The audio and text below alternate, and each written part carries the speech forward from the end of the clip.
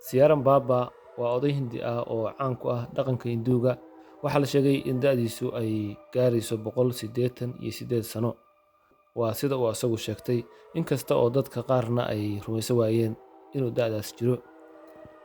Baba waxa uu ku noolaa meel god ah oo ku taalla gobolka bartamaha Hindiya ee Madhya Pradesh, halkaas oo muddo dheer uu ku noolaa, sida warbixintiisa lagu xusay.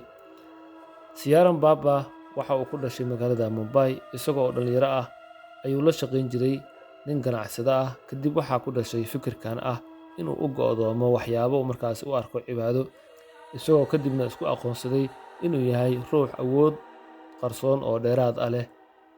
90kii sano ee ugu dambeeyay waxa uu ku noolaa halkan oo ah tuulo ku taalla bartamaha Hindiya.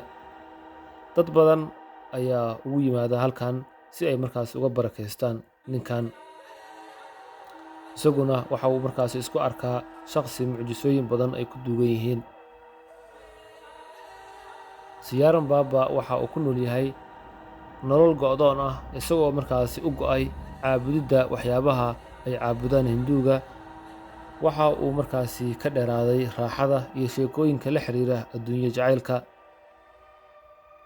Waxa uu waqti badan geliyaa in uu markaasi waaniyo dadka u soo barako raadsada, isagoo isku daya inuu u muujiyo isaguna waxyaabo caddaynaya inuu leeyahay awood ruuxi ah.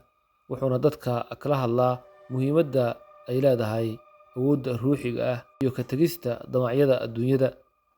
Ciaran Baba waxa uu nool yahay si dhib yar, isagoo wax shida aysan ku hayn adduunyadu.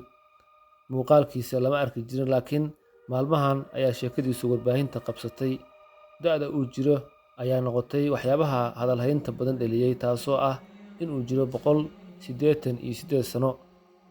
Ciaran Baba, sida laga soo xigtay warbixinnada ku saabsan noloshiisa, wuxuu cunaa cunto aad u sahlan oo u badan khudaar iyo miraha laga helo deegaankiisa. Ma cuno hilibka.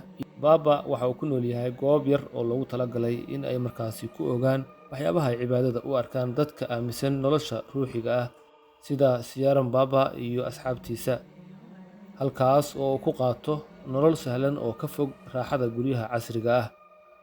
Ciaran ma lahan wax hanti gaar ah. Noloshiisa oo dhan waxay ku tiirsan tahay ka tagista wax kasta oo la xiriira hanti iyo raasamaal, isagoo markaasi u nool si ruuxi ah.